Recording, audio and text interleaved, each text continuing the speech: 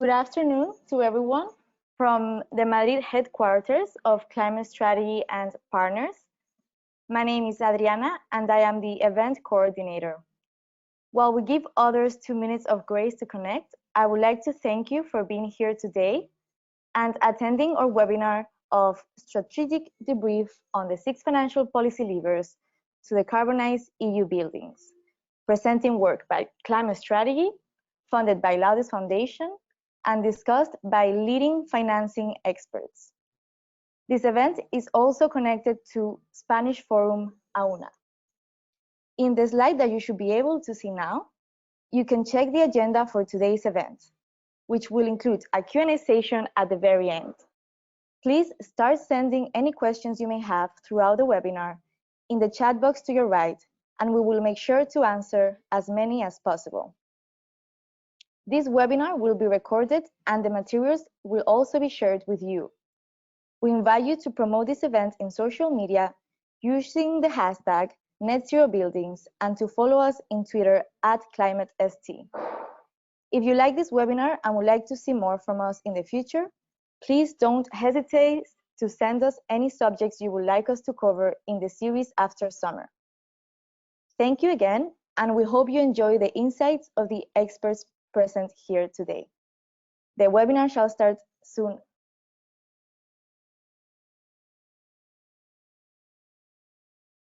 Thank you very much, Adriana, Mauricio, and Roger for your collective efforts to produce this excellent event. It is my great pleasure to introduce Maya Feach, who is the Senior Program Manager for Buildings at the Laudes Foundation. So Maya, if you please, the floor is yours. Thank you so much, really appreciate it, and thanks for everyone for taking the time. So I have the pleasure of welcoming everyone, and I'll do that with a short presentation of Laudes Foundation as the funder of this work, and then dive a little bit into why accelerating in finance and investment to decarbonize the total impact of buildings is so central. Can I have slides, please? You're going to have to say next slide, Maya. There, perfect. So quickly introducing Laudes Foundation. Basically, we're a private philanthropy launched in 2020, right before the COVID crisis, so that was exciting, but really to tackle the dual crisis of climate change and social equity. Slide, please. We can't do that without manifestation, without changing the broken economic system. And we try to support others to do that by supporting brave action to inspire and challenge industry to really harness its power for good. And we do that through 3 different programs. We have our fashion program of built environment, and then finance and capital markets. Slide, please. And today we're diving much more into the built environment. How do we accelerate finance investments in buildings? And really the vision here is to create a regenerative and inclusive built environment that prioritizes decarbonization and well-being for all. And we really have a demand-based approach to trying to reach this objective, to really say we need to increase the demand for whole life carbon neutral and regenerative buildings for everyone. And there is no one silver bullet. We need to collaborate across different stakeholders and change agents, including both industry, policymakers, finance, and communities. Slide, please. But to reach this vision, we really have to change a lot. And luckily, I don't have to go into the needs specifically with this crowd. I think everyone here knows how carbon intensive the built environment is. But really, I would like to also just strengthen that the built environment is not only one of the most carbon intensive and resource consuming industries, it's also one of the biggest labor intensive industries. And I think we've all experienced through the past year of lockdown that we basically spend a lot of our lives indoors. So built environment doesn't only emit carbon, it also really creates the physical shapes of our lives. Hence, we really need to make sure that it's decarbonized, but that the decarbonization process benefits everyone. But we can't really get to this without mobilizing full, no, please do change slide, that was perfect. without mobilizing the whole system. And really here, there is a lot of progress that we can still see across change agents of finance, industry, communities, and policymakers, because we all play a central role in transforming the built environment. Slide, please. In Laudes, we work with 4 different interventions to really help transform the built environment in Europe. Slide, please. The first one is setting industry pathways and shifting rules. And that is all about how do we strengthen that positive ambition loop of supporting industry action, supporting policy change, and then with regulation, enabling mainstream industry to really act. So we support policy advocacy on embodied carbon across both EU member states and cities. We support industry roadmaps for whole life cycle carbon. And then we support the increase of data, both quality and accessibility, to really enable that commitment and action, both for policymakers and industries. Slide, please. Secondly, we support the acceleration of regenerative wood constructions. So we are currently building a visionary new network of and fund to really accelerate the timber buildings transformation in Europe, as we see timber will be a central part of the solution for decarbonization. And right now, we just need to get timber to a level playing field with other building materials such as steel and concrete without causing negative impact on nature, of course. Slide, please. Our third intervention is shifting power and supporting communities. And that's really based on the principle of nothing about us without us. Because the built environment and real estate as an asset class has really become financialized, and we need to make sure that we understand the consequences and potentials of impact on human lives. Hence, we're supporting the trying to amplify narratives and awareness of a just transition in the built environment, collective action and demonstrations working with workers and communities to really show the potential for human-centric design and processes. And lastly, based on the principle of nothing about us without us, really making sure that we have inclusive decision-making on all levels. Slide, please. Our third intervention, and the most important intervention for the theme of today, is accelerating investments. Basically, without growing investments in the built environment, we will never be able to transform. So to reach global climate goals, we need to align targets, pathways, and measurements, and that is including Scope 3, our embodied carbon. We need to improve financial instruments to accelerate equitable distribution of investment flows. And lastly, we need to strengthen accountability to increase pressure, both on investors, but also help investors increase pressure on industry action. Today, we're super excited to be able to support climate strategy and partners in this really thought leadership piece, exploring 6 central levers to accelerate the decarbonization of total impact of buildings.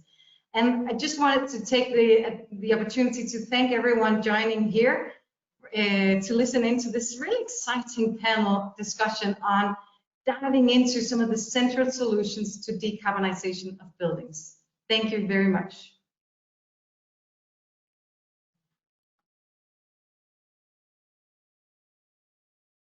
Thank you so much, Maya, and thank you to the team at Laudes Foundation, including James, Claire, and Cedric, for having the confidence to fund me to think freely about Europe's buildings and how to use investment and financial policy levers to accelerate their decarbonization.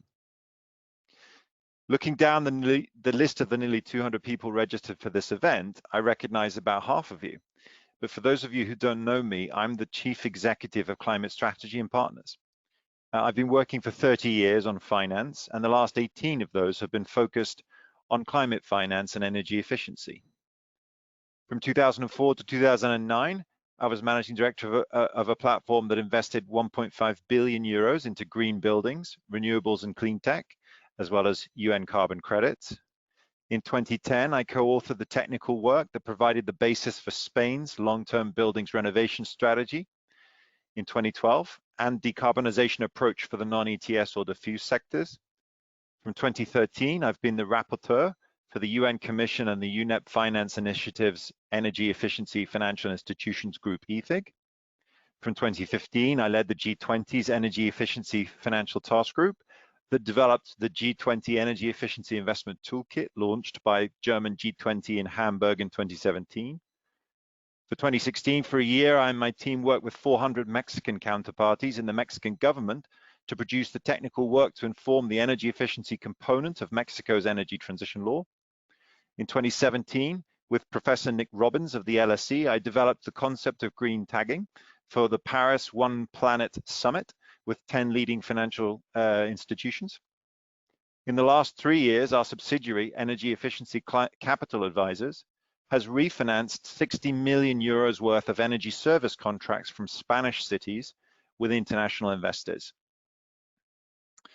So I know some of you doubt that I can do justice to the intersection of finance with buildings decarbonization and policymaking in just one session and in just 20 minutes.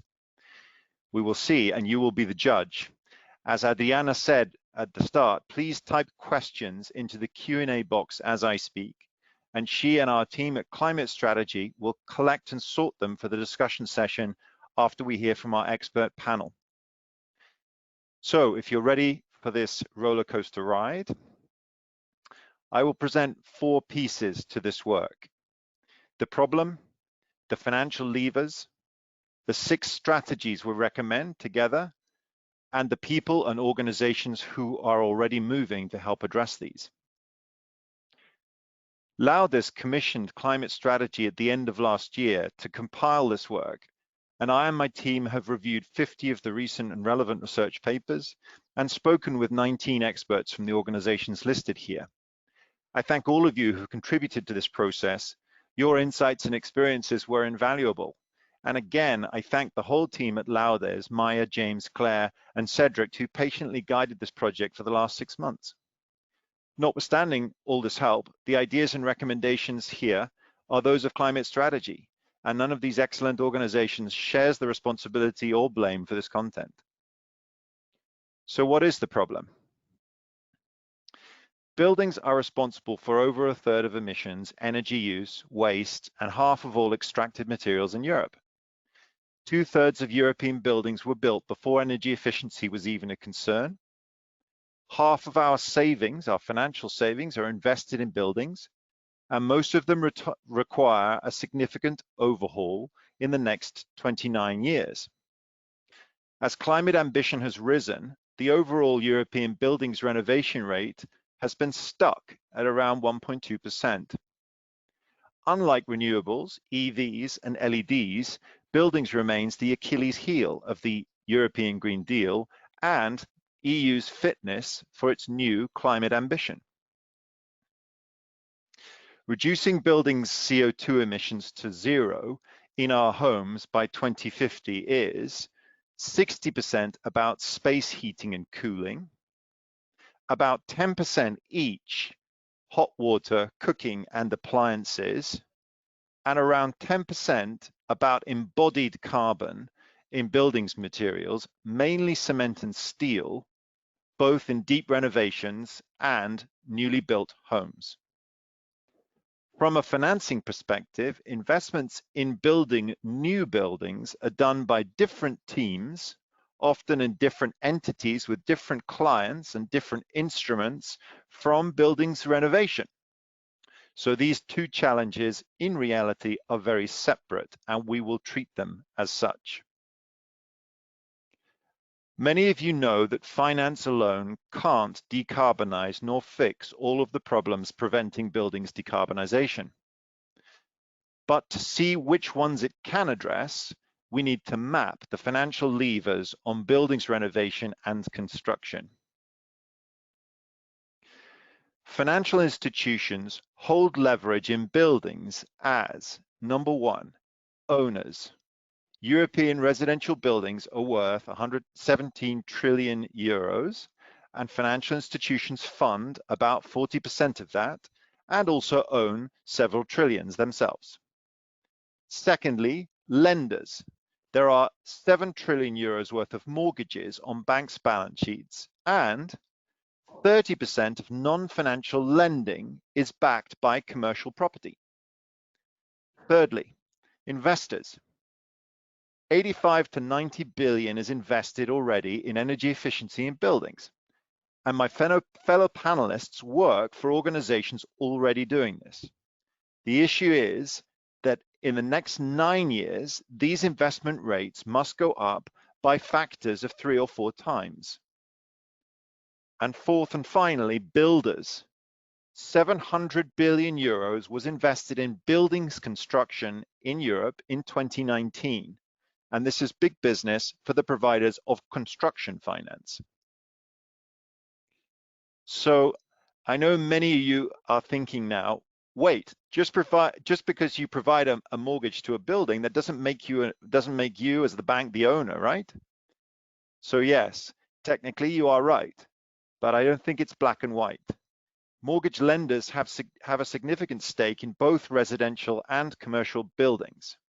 Banks dominate the arrangement of project finance for construction, and asset managers also own trillions of euros worth of both residential and commercial buildings, as shown in the chart on the left-hand side of this slide. The World Business Council for Sustainable Development and UNEP-FI have done great work unpicking the different roles of financial institutions in the real economy as a reference on the right. So, financial levers act differently on different segments of the buildings, of course. The segments of the pie chart from slide 8 are now the rows of this matrix. The top row, financial institutions as owners, then the second row as lenders, then investors, and finally builders. And I added an extra row in red for public finance, which involves governments and a particular kind of state-backed financial institution. 70% of Europeans live in column 1, owner-occupied residential. 21% are in private rental, and 9%, which is column 2, and 9% in social housing. These are the first 3 columns. About a third of European buildings' value is in column 4, commercial real estate, and of course, on the far right, we have public buildings. A green tick means that the financial lever on the left can work in the column where it appears. And a red bracketed tick means the lever works weakly in that column's segment. An empty box means no leverage. So like playing Connect 4, a few conclusions immediately jump out of this matrix. Number 1, finance for construction is a big point of leverage across all buildings segments. Number 2, public finance can play a role decarbonizing all buildings. Number 3, financial actors hold all the cards in commercial real estate.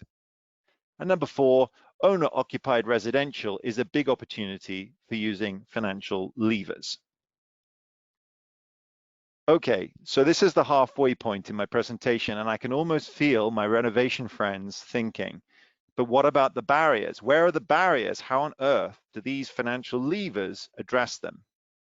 Of course, finance can really only address financial barriers, of which the most common are, 1, I can't afford it, 2, I don't have the money, and 3, even if I did, I wouldn't renovate. So those of you in the 70% of us who are owner occupiers and who've thought about or undertaken a home renovation will have had to do some consideration, cost benefit analysis, planning, license requesting, identification of contractors, tendering, selection of reliable renovator, finding subsidies, finding and accessing finance, decision-making, uncertainty analysis, management of builders, quality assessment, and possibly even reclaims. Phew, that's a lot. Academic studies reveal that these transaction costs, when properly valued, can account for 10 to 30% of the whole renovation cost. No wonder just 0.2% of buildings get a deep renovation each year. And the simple energy payback estimates are badly wrong for most of us, and most businesses and banks. So I see you thinking, when a finance guy gets a hold of the barriers, they all turn financial. So turning to the solutions, here they are, the 6 silver bullets. It's about time we also defined our financial terms, which you can see in the lexicon. Strategy 1. 6 trillion euros of European offices, retail parks, hospitals, shops, and other commercial real estate are genuine financial assets designed to deliver a target return. Their commercial value is at risk from physical climate risk, carbon taxes, extensions of the EU emissions trading system, minimum energy performance standards, and stranding risk in the transition to a net zero emissions world. Owners must see these risks immediately and evaluate them and act. An alliance of asset owners, of which Murray's firm is a member, with 5.5 trillion euros under management, are already setting real estate management targets that are aligned with 1.5 degrees C scenario. The Commission has funded the creation of a tool called CREM, the Carbon Risk in Real Estate Monitor, which defines science-based decarbonization pathways for individual and portfolios of buildings. CREM is quickly being integrated into the annual GRESB survey for asset managers and needs to be included in other traditional buildings labels. Strategy 2. Due diligence is the legal process through which providers of construction finance check all the technical details of the buildings that they build. Environmental product disclosure documents, starting with cement and steel, which are jointly responsible for most of the embedded emissions in new buildings, must be a formal requirement for any financial institutions claiming to be sustainable. The EU has a standard for these EPDs called EN 15804, and today over 10,000 third-party verified EPDs for construction products exist globally, with France as the leading market.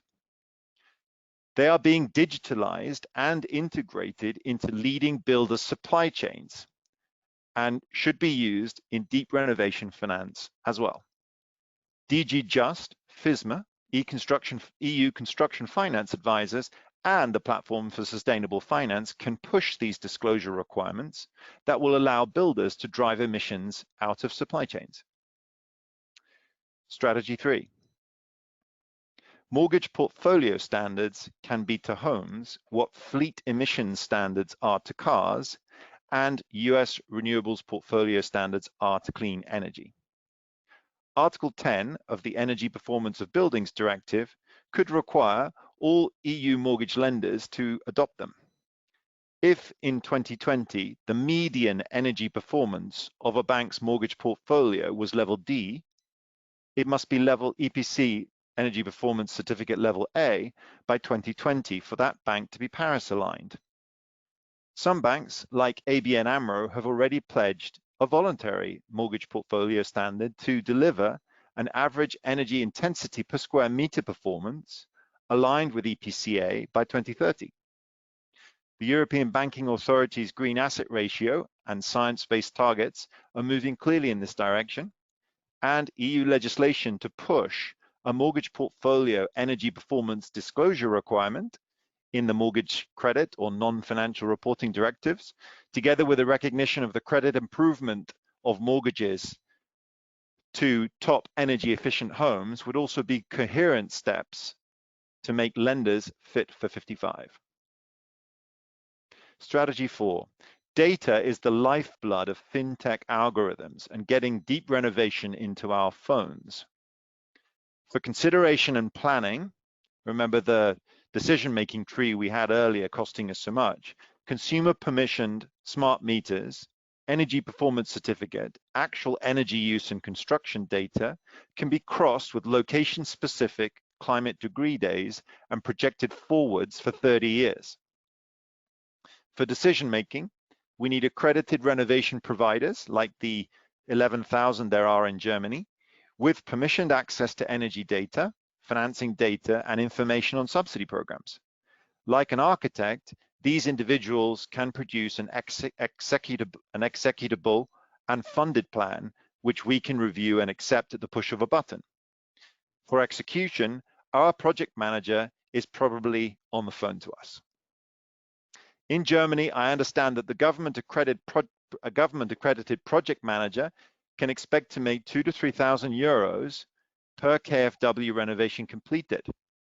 In Spain, were such a manager to do 10 to 12 of those a year, that would put their salary above the average country wage and would provide a needed focus on multifamily residential blocks where most Spaniards live. To provide fair, accessible, and cheap finance for the 3 trillion euros worth of deep renovations required in the next decade, we need an EU renovation loan. To me, this would be a European Central Bank-backed zero coupon instrument extended to all Europeans borrowing against their home to renovate it. The interest rate would be set at a level which the EU borrows at, having recently issued for 10 years at 0.1%, we used 0.5% for 30 years in this example. This means that a homeowner would get 20,000 euros today and would pay back 22,500 euros in 30 years, or on transfer or sale of the building. The interest would be rolled up and paid at the end. You also can't default on a zero coupon instrument, and this one would be junior to the existing mortgage. Banks would make distribution fees and green their existing mortgage portfolios. European renovation loans would be a win for citizens. They are a win for banks, they would be a win for climate, and hence they would be a win for Europe. I also think this is my answer to all the recovery loans which member states presently don't seem to be as keen on as the grant components of Next Generation EU. And also, who doesn't think that their home will be worth more in 30 years? So, you heard it here first, the 50 million European holders of mortgages plus the 220 million homeowners and workers with bank accounts need to be engaged more by their banks on renovation with carrots and sticks. Low-hanging fruit needs to be picked or it will go rotten on the tree. Mortgage portfolios need to be green, and this needs to be economically and financially attractive to both client and bank to make it happen 3 million times a year. That is about 1,500 times per business hour starting now. There is a cost to using the rapidly shrinking banking retail channels, and these tolls need to be paid so that consumer and retail banks are aligned and working together to reduce those transaction costs and to surf a wave of EU renovations. And in case you are stuck playing my Connect 4 on slide 8, this puts the puzzle together. Here we connect 6 strategies to our leverage map, and just to demonstrate how those strategies do, in effect, pull the levers that we've mapped. So for those of you now thinking finance levers, check, 6 strategies, check, and we even have a map, you will also be thinking, okay, you and whose army? We mapped 30 organizations already mobilized in this area and connected them as our stars in this constellation of potential support for these 6 strategies. Maybe some of you can see your organizations here and have a reason then to follow the dotted lines. The Commission's renovation wave are our marching orders, and its 6 areas for intervention provide a frame for the financial policy levers that I have identified. On the 11th of June, the European Council concluded that work must continue in order to extend and combine the available financing options for buildings renovations, after emphasizing the need for synergies to be identified to combine public and private investments and in administrative procedures. I hereby stress, underline, emphasize, highlight, endorse, and call upon the EU Council and Commission to consider these 6 strategies in the context of their 15 pages of conclusions for a renovation wave that repairs the economy now and creates green buildings for the future. And in that context, luckily, this year and next, we will have all the buildings and financial directives tools that we need open and ready for modification. Across the top of this slide, you can see buildings regulations and below the financial ones. In 6 months preparing this work, I saw firsthand how few people and organizations follow both sets of regulations and put these pieces together to align buildings and finance to make Europe fit for 55. Each of these 9 directives have landing points for the 6 strategies I have outlined, and I hope those of you working on them will reach out to me and my team for a roadmap as to how.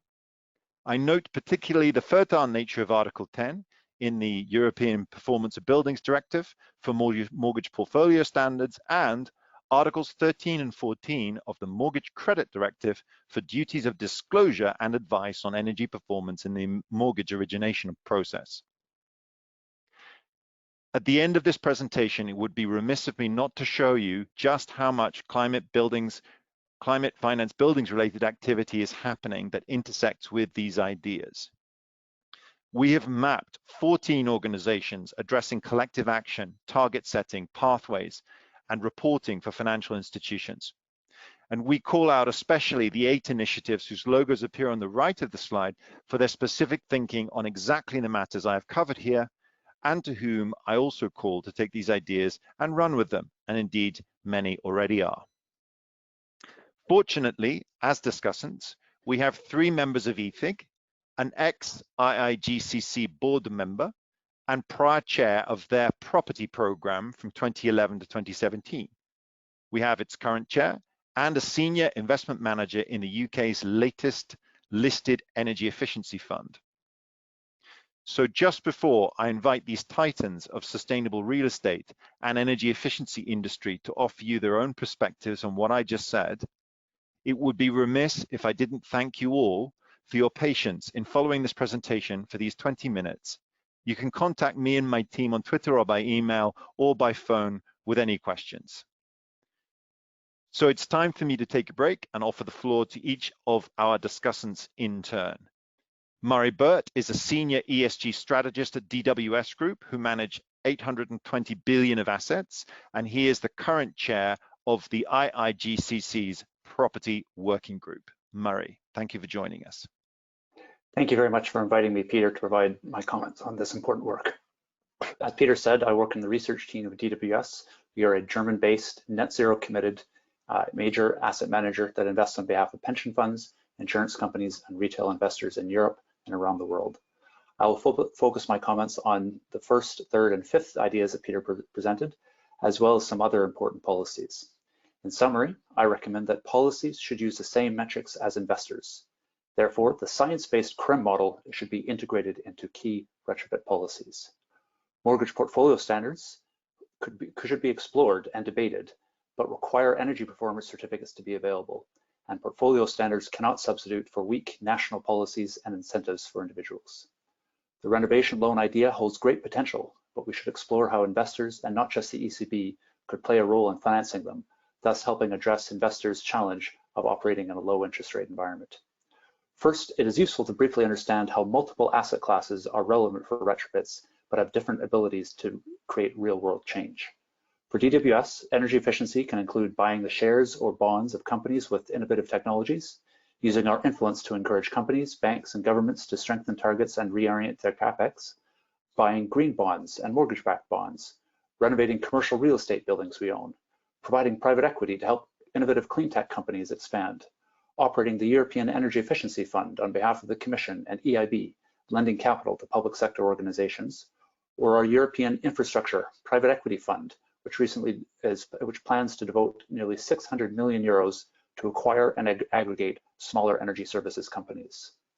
I very much agree with the first recommendation to make greater use of the EU and investor-funded CRREM tool, which has established science-based emission reduction pathways for different building types around the world. Last year, the Institutional Investors Group on Climate Change, or IIGCC, published Paris-aligned guidance. I was honored to co-chair the real estate guidance with Brunel, a major UK pension fund. CRREM is at the heart of what it means to be a net zero real estate investor. As Peter mentioned, 24 major real estate investors, including DWS, who own more than 11,000 buildings around the world, have already integrated CRREM into their public net zero implementation plans. CRREM is integrated into the annual GRESB assessment, which Peter mentioned, which is currently assessing, which is many investors around the world are using right now. Last year, 96,000 buildings worth more than $5 trillion were assessed by GRESB. CRREM will also guide the net zero real estate plans of more than 150 asset owners and managers with $43 trillion. The renovation wave strategy will only succeed if policies use the same metrics as investors. I therefore recommend that the EU taxonomy definition of building retrofit and acquisition is not science-based and must be reformed as soon as possible by linking the definition to CRREM. DWS previously made this suggestion during the taxonomy consultation. Multiple major aspects of the Energy Efficiency Directive and the idea of minimum standards in the EPBD should also be linked to CRREM. Aligning policy metrics and investor metrics is a key enabler of renovation. The report's third lever of portfolio standards for mortgage providers is interesting as well, but there are several important caveats and preconditions. While banks can offer green mortgages, there's of course no guarantee that they will be taken up and homes retrofitted, just as there's no guarantee that electric vehicles will be bought at the levels necessary under vehicle CO2 performance standards. I am aware of at least one major bank that launched a green mortgage, but not yet many people are using it. Thus, a sufficiently strong national renovation policy and skilled workforce are also essential. Imposing requirements on banks will not fix weak incentives for individuals deciding to renovate their homes. For this reason, a mortgage portfolio standard should probably only first apply to new mortgages. Lack of mortgage capital is not a barrier. As well, many banks cannot link their mortgage portfolios with energy performance certificates. 9 member states lack a publicly accessible EPC database, and 7 member states limit access. Member states must follow the law. Will the EU soon launch infringement proceedings on implementation gaps under energy efficiency legislation? We must make it easier for lenders to green tag mortgages with EPCs, an issue that Peter has previously written about and examined. Availability of EPCs is a necessary precondition for a green mortgage portfolio regulation. As many properties do not currently have an EPC, and as there is such wide variation in how they are measured, there needs to be a data solution to help mortgage lenders and their investors assess actual energy carbon intensity per square meter. We need to find ways to help banks draw on smart meter data in a data privacy compliant manner. Ultimately, we need to move beyond EPCs to actual building level carbon emissions compared with CRREM curves to assess portfolios and set targets. Many banks are playing leading roles, such as the 45 banks around the world who joined the Net Zero Banking Alliance. As well, Luca Bertolot, who owns the Energy Efficient Mortgage Initiative, and who is also on the EFIG steering committee with Peter, Tatiana, and I. They are working with 69 banks who are at different stages to help develop this market. This leadership is commendable, but is not sufficient. Investors and regulators are expecting more. 2 months ago, IIGCC published climate expectations for banks. 35 major investors, including DWS, wrote to and will be engaging with 27 major banks calling for stronger Paris-aligned lending. Investors will also publicly evaluate these banks. Last week, an important ECB speech presented their preliminary conclusion that no banks meet their climate expectations, with a number of banks showing significant inertia. My view is that part of the reason that European national energy efficiency policies are still too weak is that the voice of the renovation industry is not yet strong enough to overcome short-term focused political voices. Financial institutions are also not yet strongly enough involved in national energy efficiency policy debate and implementation. A green mortgage portfolio policy could give banks an incentive to encourage retrofit policies to be strengthened. Peter mentioned an EFIG working group that I participated in, which works with banks on new evidence for how green mortgages reduce financial portfolio risks for banks and investors. A mortgage portfolio standard could complement this emerging evidence. In a climate emergency, we need to debate all types of policies that could accelerate change. My personal view is that a mortgage portfolio standard should be amongst the policies debated. Peter's report, the fifth lever, is focused on the idea of a renovation loan. This holds great promise as it could address this landlord-tenant split incentive and the tragedy of horizons, when an owner of a building may be reluctant to invest in a deep retrofit if they only plan on living on that building for a few years. Linking a loan to a property instead of an individual is also the vision of the EuroPace program. While this initiative has made good strides, are all member states willing to sufficiently amend their property legislation to allow it to be scaled up? I'm not sure about that. The renovation loan would be linked to a property, but be junior to the mortgage in terms of which loan is repaid first. Peter has suggested that the portfolios of renovation loans could be financed by the European Central Bank as part of its long-term refinancing operations. This is an appealing idea, but it does little to address a key challenge faced by our clients, low and negative interest rates that are persisting. As well, across all asset classes, DWS's long view report estimates that returns over the next 10 years will be much lower than over the past decade.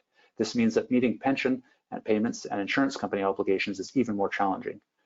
Creating what is essentially a new asset class could be an important contribution to this challenge. However, the return expectations of investors may need to be slightly higher than the EU's long-term borrowing rate. I have several other ideas that I think Peter's presentation doesn't completely challenge to include, such as around health, around the policy impacts, impact assessment costs, and how about linking the energy markets to renovation in more depth. But I'll leave it there for now and look forward to the discussion with the other colleagues. Thank you. Thanks very much, Murray, and I appreciate you leaving us some issues for us to discuss in the Q&A. I turn the floor now to Tatiana Bostiels. Tatiana is a senior economist at the EIB, one of the world's leading public investors in energy efficiency. She's an ex-board member of the IIGCC and the prior co-chair of United Nations Environment Programme FI's Investment Committee. Tatiana. Thank you, Peter. That's far too nice an introduction. But I did find fascinating to review your proposed six-step strategy and help us all to take a little bit of a step back and to think critically what could work and why it might not. So if I start in terms of the mortgage portfolio standards, first, it's something to be known that we have been asking as member of the investment industry, whether UNEP-FI or IIGCC, for a number of years for mandatory requirement of EPC and operational performance to be available for all, including ensuring that the policy framework is in place so that investors have access to that information. But crucial indeed to have that if we want to push for energy efficiency.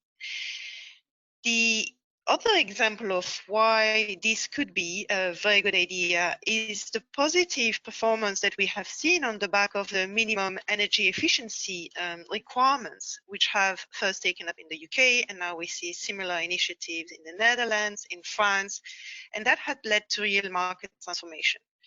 With that, though, there was a lot of market resistance, and we are very likely to see the same in the mortgage portfolio standards. How do you address that? Ensuring that you have a very clear time frame for implementation, that you allow the market to build its position on that, and its give it time to prepare, because we do recognize it is an issue that demands not only a lot of skills, but also the IT facilities to do it and to change a number of procedures. On the other hand, and on that, the announcements that were mentioned by yourself and by Murray on the European Central Bank and the European Banking Association on the green assets ratio, which is emerging on the back of the taxonomy, the consultation is out there, and there is an expectation that on a voluntary basis, banks will have to do that in a number of years, 3 or so onwards, which means that this type of requirements will be made voluntary first, very likely mandatory in the future. So banks have another incentive to do it.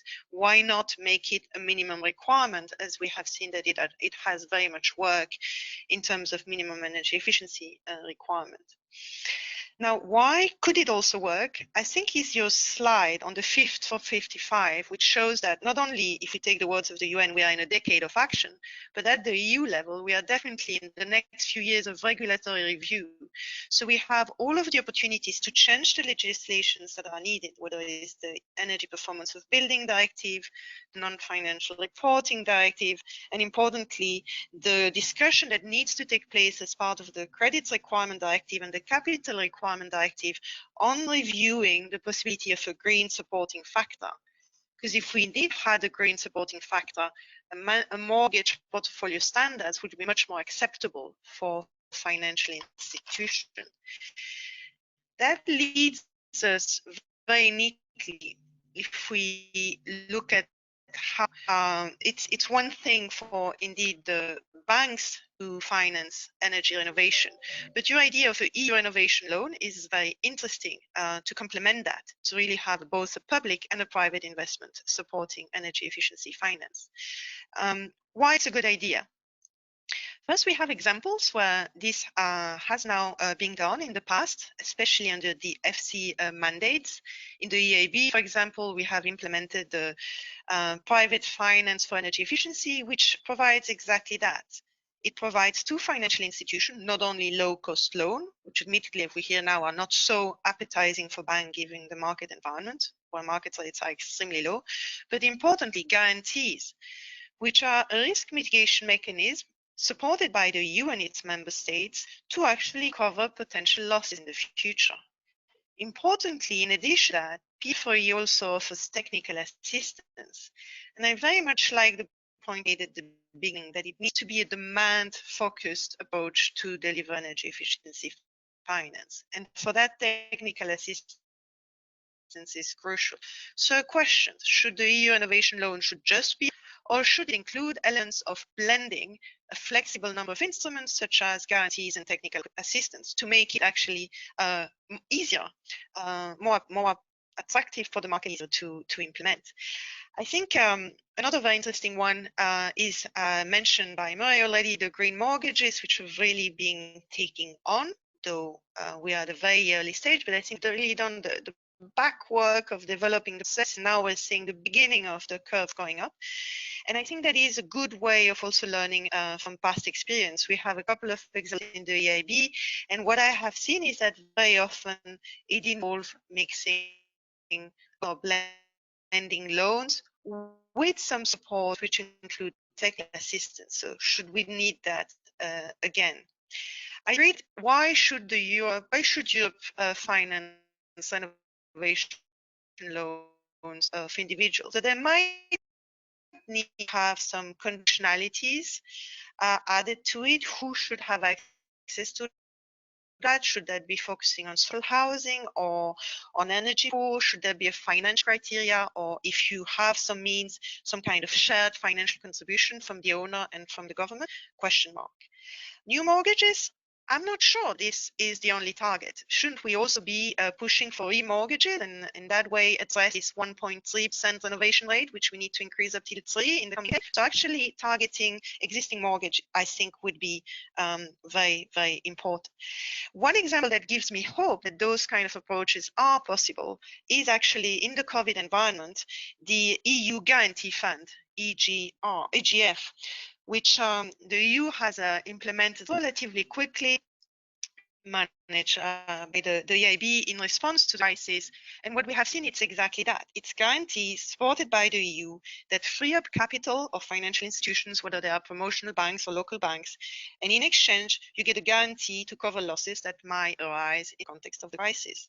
So far, 2020, 12 billion have been allocated to the EGF, and there's an expectation for 25 million.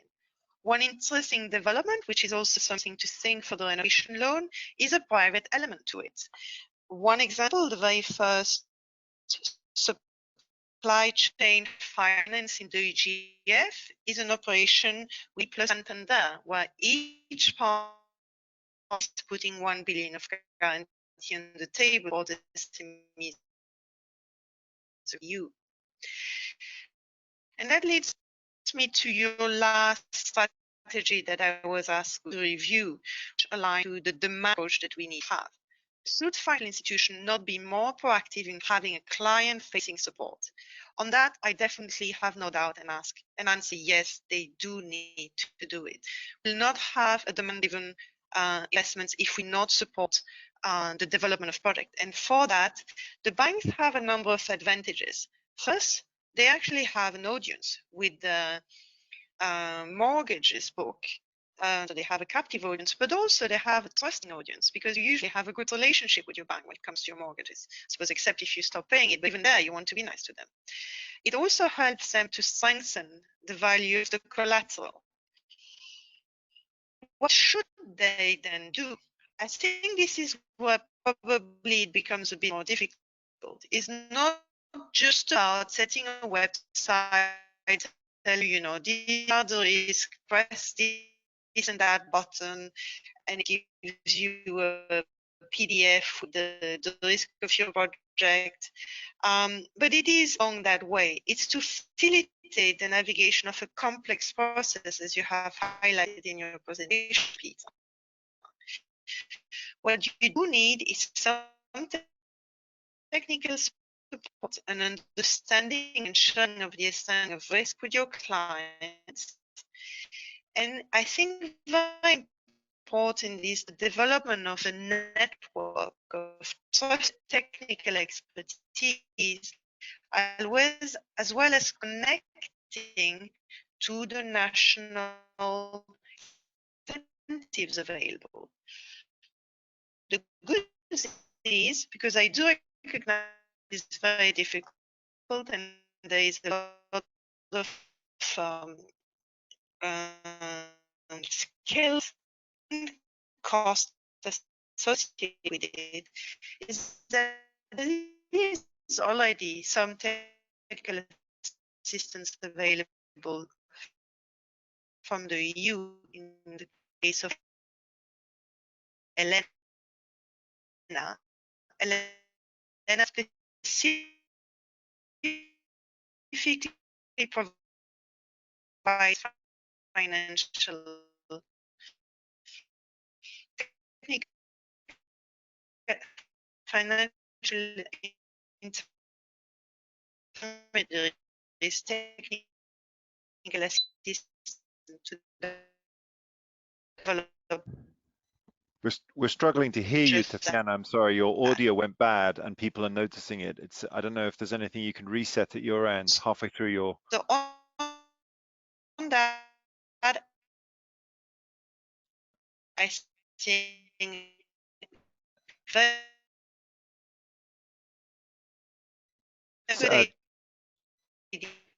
There's something happened halfway through, well, about 3/4 of the way through your speech, and we now just hear very buzzy audio. Tatiana, sorry for that. I think what we're going to have to do, Tatiana, if you're able to support, especially the banks in some central Eastern countries. So who do we support? But it is the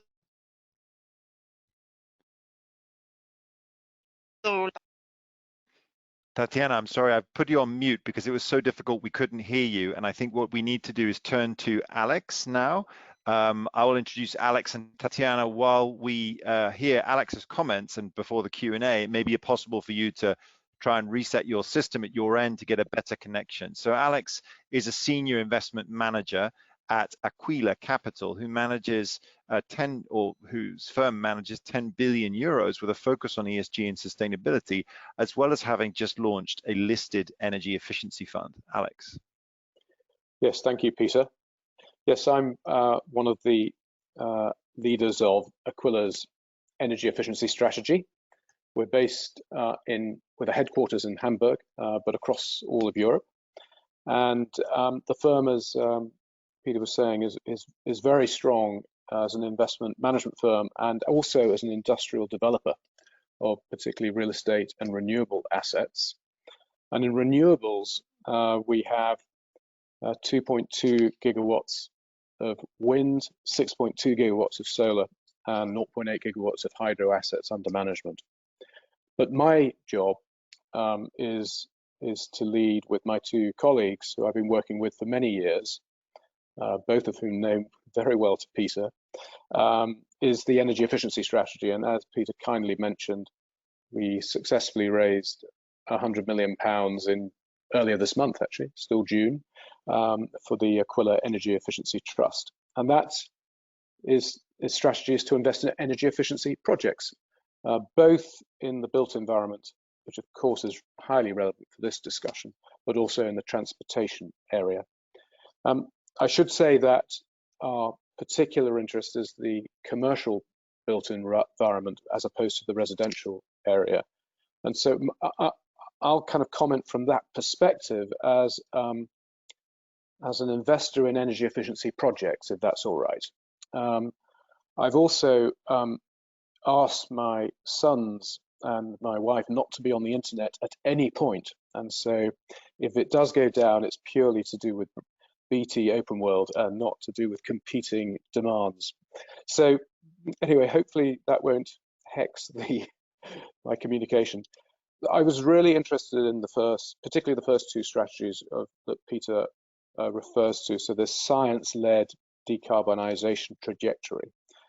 This is exactly what we've been talking about when we were kind of raising this 100 million fund, is that we see the occupiers of properties, as well as the owners of properties, looking at net zero as a strategy. And that has grown really very strongly in the last couple of years, I'd say, such that it's very much on the agenda. And indeed, as an investor, we see ourselves benefiting from that serious work is going into planning what that means for the built environment, for the properties that are either occupied or owned. And so I think, we work with typically energy services companies or indeed technology providers, so some of the very largest businesses in the world. And they are approaching corporates all the time, trying to sell their products and services. And that typically starts with an energy audit. I mean, and it then leads to recommended measures, which are then costed. And then, and I think that's been something that's been going on for many years. And now the other dimension to that will be, what does this audit, what do these measures do to achieve net zero in that particular building? So I think we're going to see a huge demand for action and measures, which is going to lead to a demand for capital, because these projects will involve capital expenditure. And what we find is that the return payback periods for many occupiers of properties,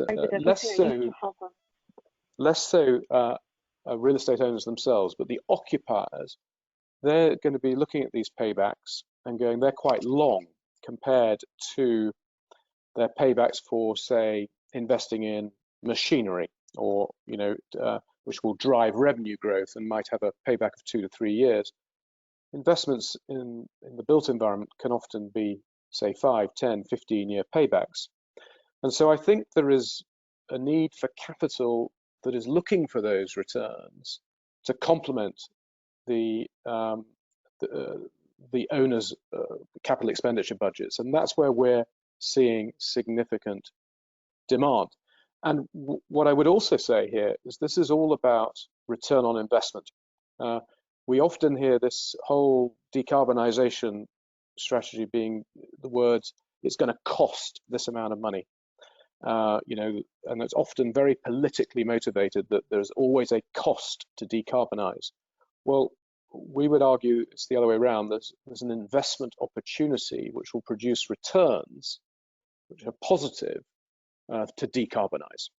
And so I think what Peter's latched straight onto is a very, very sound strategy indeed. And I think it's going to be pushing at an open door any little encouragement.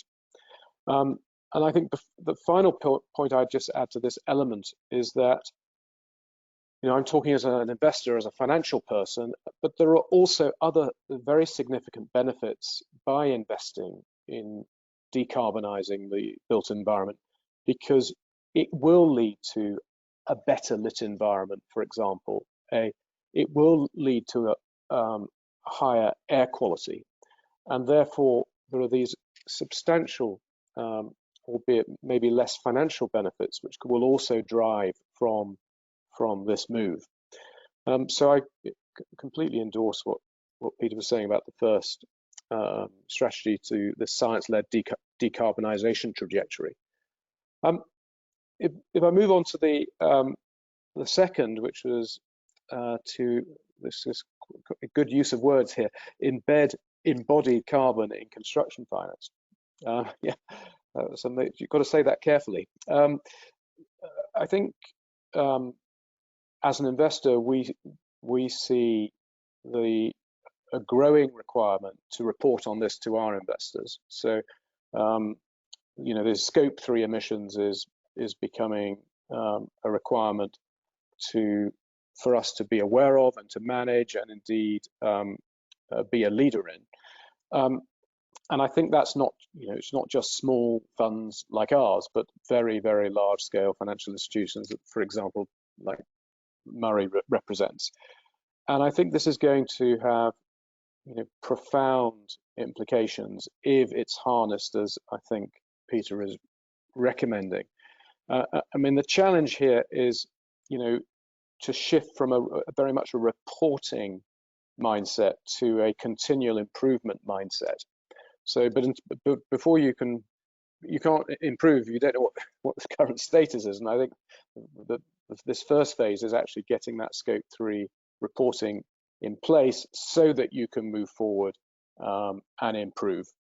And I think this is going to lead to quite significant benefits, and I think hopefully that creates a market force to lower emissions. I mean, and I know this is very much focused at the kind of financial levers, but there are also commercial levers which I hope also combine with this area. So, for many, many years, there's been, in my view, a compelling reason to get to zero carbon, housing, for example, passive house standards, whatever you want to call it.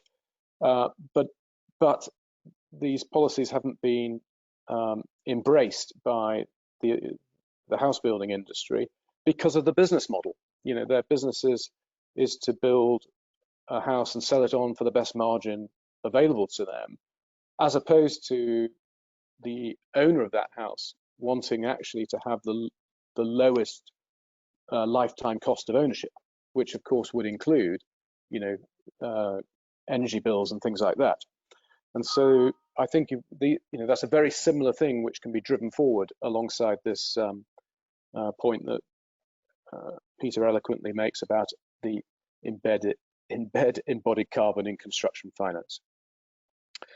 The third area I think I'd like just to touch on briefly is this fintech point, and this point of creating data transparency to drive down costs. This is a really, I think this is a really difficult area. I come at this from the perspective of having been an investor in companies that improve the energy efficiency of homes, and there are a lot of transaction costs. For example, you take the case for solid wall insulation. It's something I'm moderately familiar with in the UK.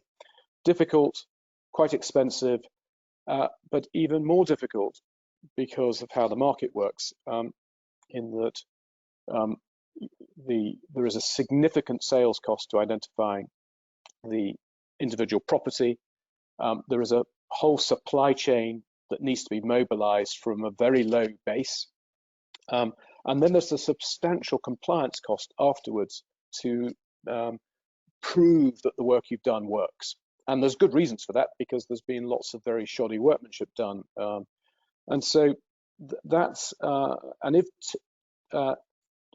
fintech or indeed tech can be brought to bear here, so that things are more repeatable and therefore less costly. That it seems to me to be a very important point. It resonates particularly from our point of view as an energy efficiency investor, where we are seeking to work with energy services companies to do lighting and other types of investments, rooftop solar investments. And we can't afford for every single deal to be negotiated differently. We need to be able to replicate the same documentation time and time and time again to drive costs out of the process so that it is more affordable and also acts and can actually be implemented more quickly. And I think this whole, and taking Peter's point, which is about the financial levers, bringing technology to bear is absolutely crucial. And I think that's probably enough from me, Peter. That was great. Thank you, Alex. I really appreciate you taking the time and diligence to unpick those different recommendations one by one. And to my other panelists, who I'd invite now to switch on their webcams, join Alex and I realized that Tatiana's sound system had issues. So therefore, what I'm going to do is thank you to the 10 of you that have been actively writing questions in the chat. I encourage you to keep doing that.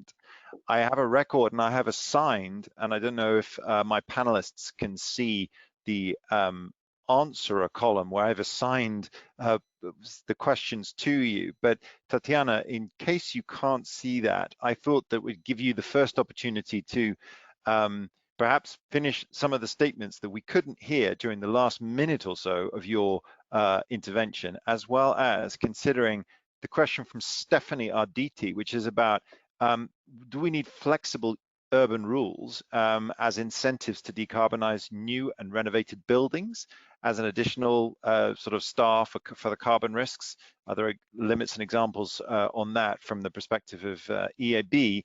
And there's another question from Anja Tekel that says, do you think a renovating business still exists? She doesn't see incentives for companies to do renovation at the moment, and often the renovation's more expensive than building a new building, she says. So Tatiana, perhaps I can turn the floor back to you to see if your sound is better and to see if you'd like to comment on those two questions or the remarks that we may have missed. Yes, with pleasure. Just checking that the sound is now better. Lovely. My apologies for this. And briefly, so that I know where you stopped hearing me, did I cover your idea 3 and 5 or just the idea 3? So you were talking about, so as far as I got down to, you had finished talking about the European Guarantee Fund, you talked about the coverage of the losses from COVID with guarantees, and then we started to get patchy sound. Perfect. Well, that actually fits well, because in answer to your question, Stefan and Anya, I was really focusing on the next step, which is the demand focus. I think that indeed one of the important aspects of the client-facing, the financial institutions needing to have a client-facing approach is that we need to ensure that there is a demand for building renovation, and that there are some clear ways in which that can be done. The one-stop shop is the obvious, and so one of the ideas is that for those one-stop shops to be integrated within the bank services. That is not always easy to do and requires some support, even for financial institutions, especially private institutional national promotional banks in some countries, but there is actually a Elena fund to do that. And so in answer to your question, do I believe that we need more permissible urban planning? To be fair to you, the reality of urban development and renovation of buildings is that very often those are not applied as effectively as we would want, and we have been pressing, in fact, government to increase the implementation of the existing rules. So I do not know that we need new rules, but we definitely need to better implement the rules that we have, and just that will actually create demand for new buildings. And that involves net zero energy, new houses, but especially the renovation of houses. So is there still a business for building renovation? I think there is. What I hear in your question is, is it better in terms of some large residential or commercial buildings to destroy existing buildings and rebuild from scratch? Very often, indeed, what we hear from developers, and I used to be one for a long time, is that it's much cheaper to destroy and rebuild, and that there is no business case. But that can really easily be challenged on a case-by-case basis. There might be some construction where, if often actually it's more the health and safety aspects, which will mean it is actually not possible to renovate, maybe because of the kind of materials which were used back 40, 50 years or just 10, 20 years ago. Sometimes the structural aspects are not robust enough to support the needs of a modern building. But very often what we see is that you can actually recycle, if you'd like, or reuse the core structure of the building and completely renovate in very clever ways. And I think that is the way forward, and that has to be also driven by these regulations that we were speaking about, and we see a lot of that in member states. I think, as I was mentioning, and I hope before I was cut in terms of the EU Guarantee Fund, we shouldn't be afraid of being bold. I think one of the issues here is that we have always stepped on the side of energy efficiency, which was never really recognized neither as an asset class, and even in energy efficiency policies, renewables had a mandatory target, energy efficiency, it was on a member state level. We need to be a bit bolder. And I think this is what I appreciate about these ideas put forward on this call, is to say, let's think a little bit outside of the box. And thinking outside of the box is not just thinking, is the planning working or not working? That debate we had very often. Is there a market, yes or no? Let's create one. And I think this is why when I was mentioning the EU Renovation Loan as an idea, yes, it could work, but it needs more. It needs guarantees, it needs technical assistance, and we shouldn't be afraid of complexity. Having a comprehensive approach is what we are going to need and what we are going to have to implement. Thank you so much, Tatiana. Your sounds much better now, so appreciate that fix. So just before I ask a question to Maya, who's rejoined us, I wanted to just respond to Carlos Goldstein. So Carlos is a member of the cabinet of Commissioner Simpson, and I'm delighted that he was able to join us here. And he asks, on strategy 3, if banks are expected to have an average energy performance certificate class A in their portfolio, then is there a way to manage the risk of financial institutions so that they would consider undertaking a class E or F to A funding? Thank you for that, Carlos. I think what I have seen working as a member of the EFIG group together with colleagues here is that, as was mentioned earlier, the pure, should we say, access to funding, meaning liquidity in the markets or balance sheet ability of banks, is fairly limitless at the moment, and the interest rate environment, as we had heard, is causing a problem for the pension fund investors. So interest rates are low as well.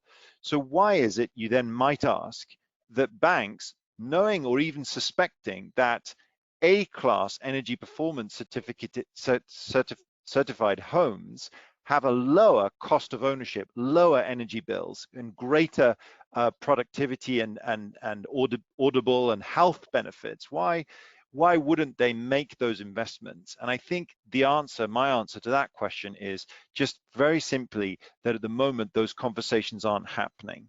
And one of the reasons behind a mortgage portfolio standard and making disclosure requirements on financial institutions is to enable them to have those conversations with a carrot and a stick approach. And so it's not, I think, not trying to be unfair and ask them to do things that I frankly I think they're doing anyway, because any bank that wishes to be green, to be sustainable, to align themselves with the Paris Agreement needs to have its entire mortgage portfolio at an EPC A class by 2050, and that's what was in my slide. So the funding's there. The question is the demand there? And I think we'll try and answer that in a bit more detail. But before we do on that specific question, I wanted to address what Stephanie Artiditi has written, and I'd ask Maya perhaps to do that. She asks, can decarbonization also apply to renovation? And I think she means by the materials there, or not, or just new build. And she asks, why are we opposing the two? And I know that Laudes has a good view on that. So Maya, perhaps you'd like to take that one. Yes, thank you so much. I think these questions on renovation versus new build, they're so important, because indeed, I think it's right. It's much easier to just demolish and build new. And we also know that we can build new net zero operational buildings today. So it is the easy choice. But that's also where, as Alex also pointed out, where embodied carbon comes in, and where embodied carbon is so important. Because if we don't start measuring embodied carbon in the science-based targets to leading up to 2050, we risk that we blow our carbon budgets before we even get to the 3% renovation rate that we need to. We really need to start looking at the total impact of buildings, really making sure that while we renovate, to decrease operational energy and the carbon related to that, but that we have a total impact focus and understand that when we renovate, we put in new windows, we put in new insulation.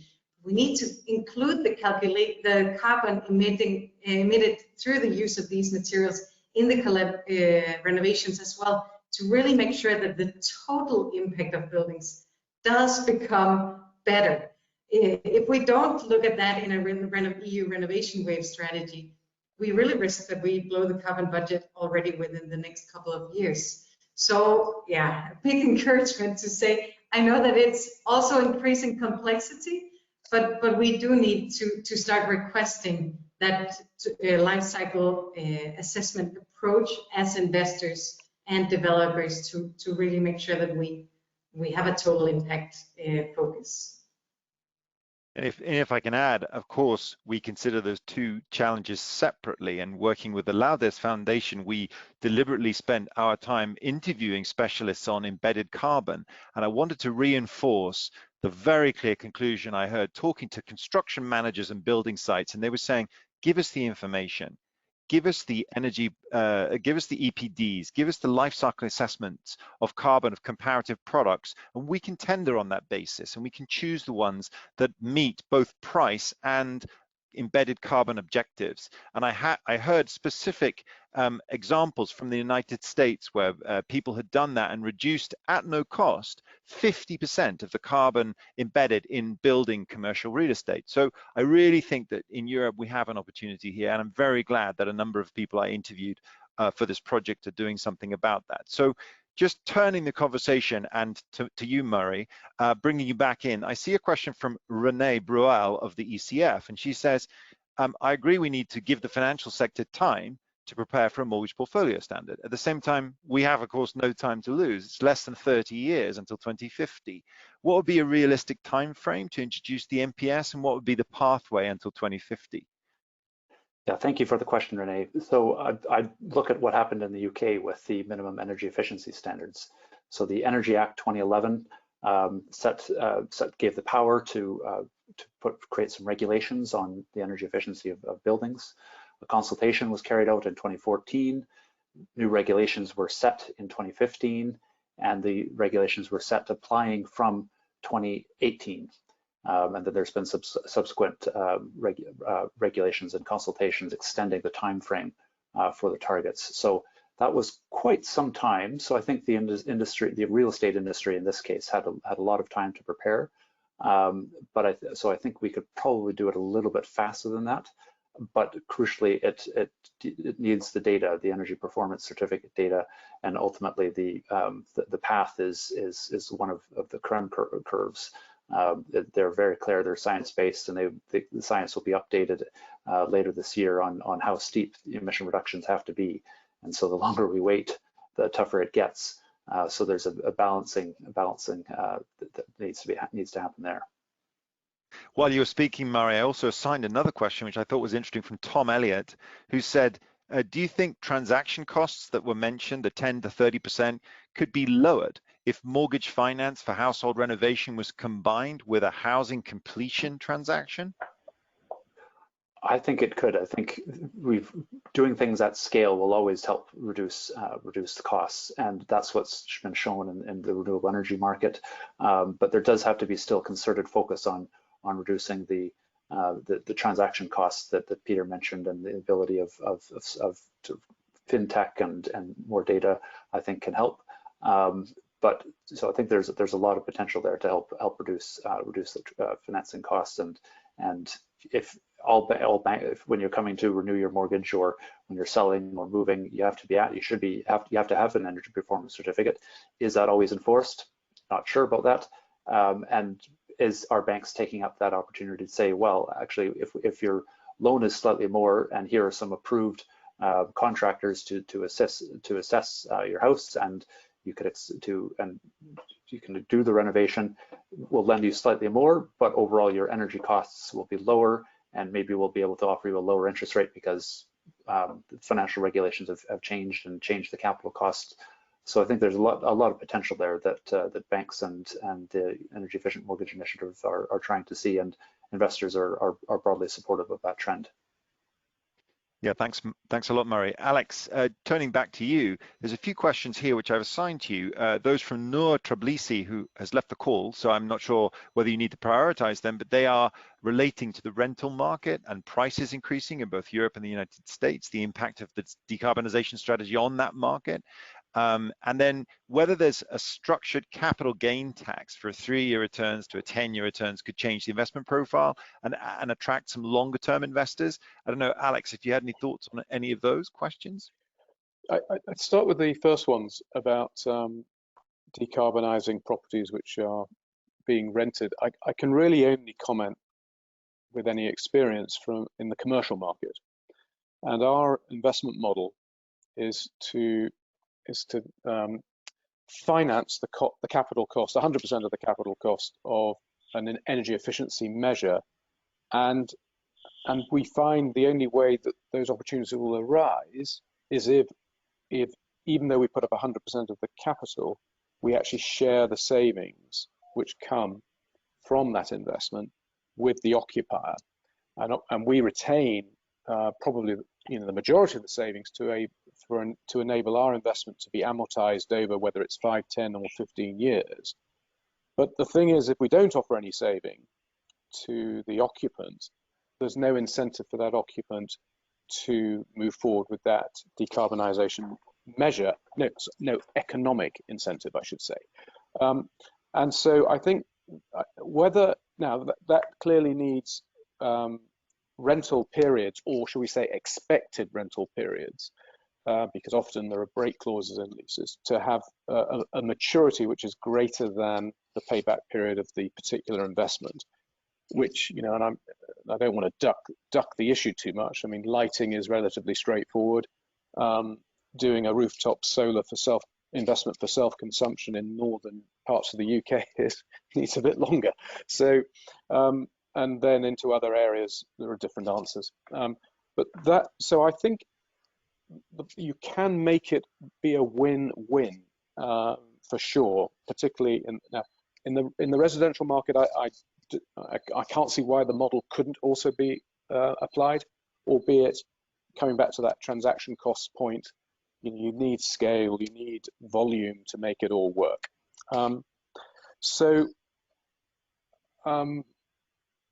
think probably, Alex, given the time, I appreciate that. What I was going to ask you and the other 4 to do in the last 2 minutes is spend 30 seconds summarizing what success looks like. Meaning, for you, what does success based on the decarbonization of buildings in the timeframes that we need look like? 30 seconds, and I'm going to ask each panelist in turn.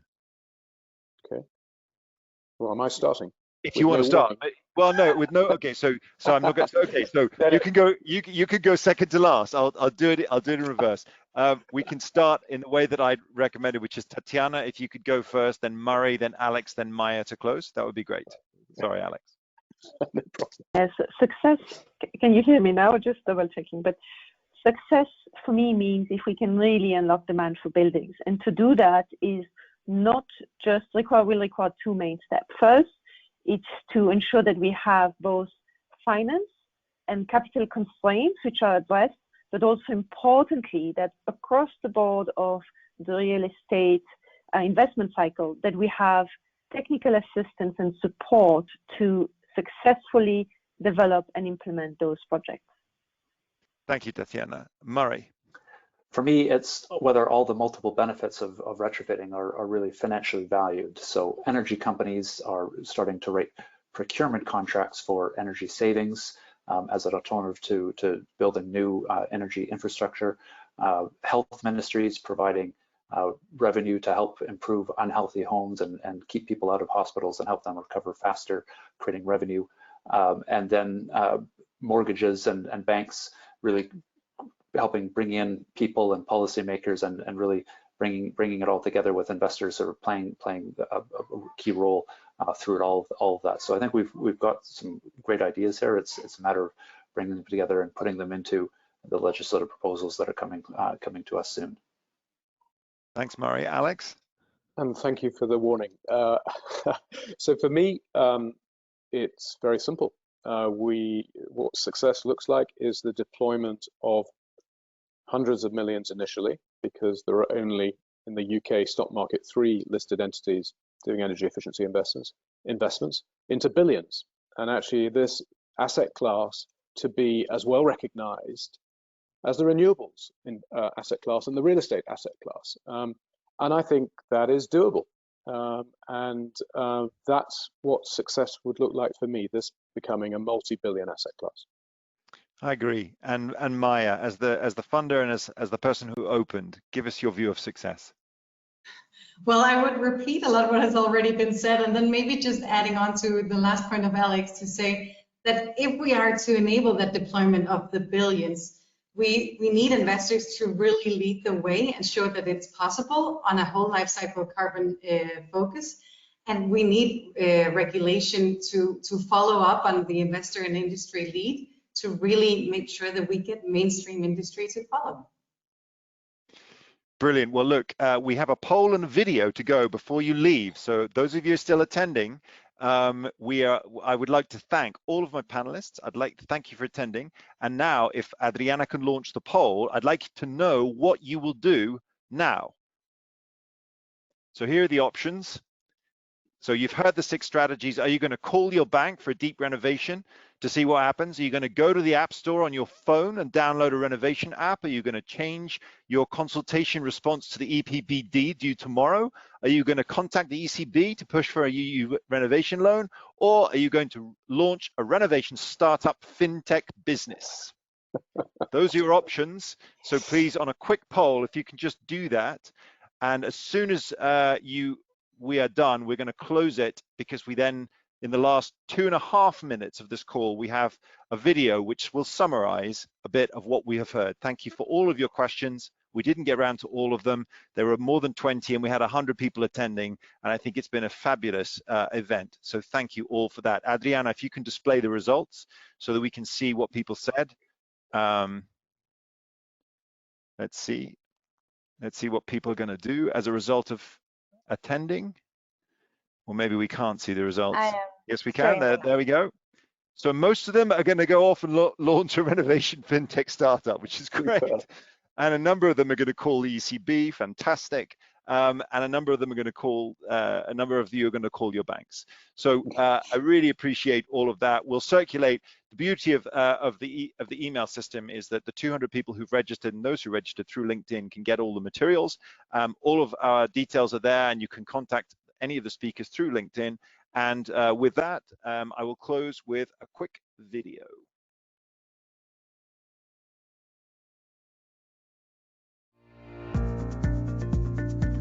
I'm a Cambridge-trained engineer. I worked for 10 years at JP Morgan, and for the last 18 years, I've been advising on climate finance and energy efficiency. 40% of our energy is consumed in buildings. The majority of the energy is used in heating the space or cooling the space around us. And by improvements to the building's envelope, we can now have buildings that consume 80% less. Half of Europe's wealth is stored in our buildings, and the industry that serves them is one of the largest employers, producing 9% of our GDP from mainly small companies. What's more, buildings produce 36% of our greenhouse gas emissions and consume 50% of our extracted materials.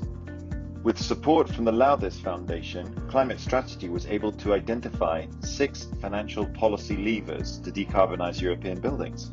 These 6 levers recognize financial institutions as buildings owners, banks as mortgage lenders, investments in buildings renovation, and finance for construction. We need science-based decarbonization trajectories for commercial buildings, environmental product disclosure in construction finance, mortgage portfolio standards for energy performance, the application of fintech to drive down transaction costs, EU renovation loans, and engaging retail bank customers. Connecting these 6 levers are over 30 organizations working in a constellation of connected initiatives, aligned with 7 global initiatives representing investors and financial institutions with trillions of euros. We believe European policymakers in their Fit for 55 package and financial institutions together can make a difference to delivering a decarbonized building scenario. Being Fit for 55 requires the alignment of buildings-focused directives with their financial counterparts over the years 2021 and 2022. And my firm will continue to work with its clients through its reports and analysis and through social media to engage with you all and promote the most successful outcome for a decarbonized and green Europe. Thank you all for attending, and thank you very much for the promotion and the continued support of our work.